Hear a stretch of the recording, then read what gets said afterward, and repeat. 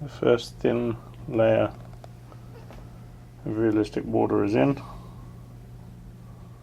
It's been about almost a day now, so some's gone clear, some hasn't, and looks like I've got a couple of bubbles in there that I'll have to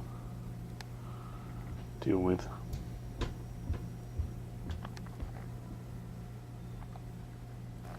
And the second layer is now gone in, so we're back to cloudy, and we'll give this another 24 hours to dry, and then when it has finished drying, I'll potentially put a coat of paint on it, the earth pigment again, so that'll be a layer within the water just to make sure that I've got a nice brown dark surface.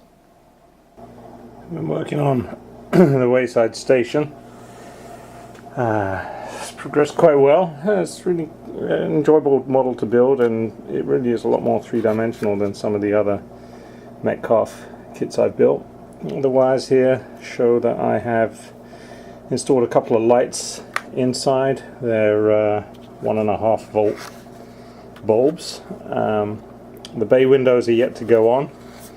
I've also painted up and installed a couple of figures in there, and finishing touches will be to install. And there's the light in there. When I tested the light, I found that I was getting light bleed through the roof.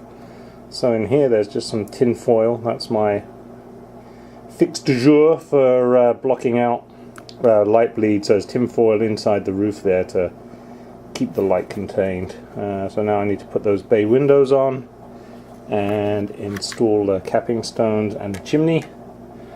Bay windows already made up over here in my parts yard. There's the bay windows. And build up the ramp set. Now this is going to be installed actually not as my branch halt, which I was hoping for, which would have gone up here somewhere because it's too big for the platform. So over here on the main line, I'm going to install it as the station there. So build out this platform a bit. Here's the current state of the river. It's probably about just over 1/4 inch deep now with realistic water. There are some areas that are a little bit cloudy still. Gonna hopefully dry. The camera's actually picking it up more cloudy than it looks when you're just viewing the layout. What I have done is, when the last layer of realistic water I put on, before I poured it, I painted the surface of the water with earth tones again, and it's left a nice effect of sediment or weed suspended in the water. So it's giving it a lot more of a 3D effect. Before, the water looked great. It looked like water. It was clear, it looked wet, and it just looked a little off to me because you could just see straight down to the bottom. So I think I'll paint another layer on top of this and then pour a few more layers of realistic water on top. I've got plenty left in the box. This is the only area that I'm planning on using the realistic water anyway. So the final coat of water is dried. I've got the murky effect that I was looking for across the entire length, and I've created a brown slick in the middle here, just in the very top layer. So I've definitely got like a three-dimensional effect in the water. The top layer isn't quite how I was envisaging the slick.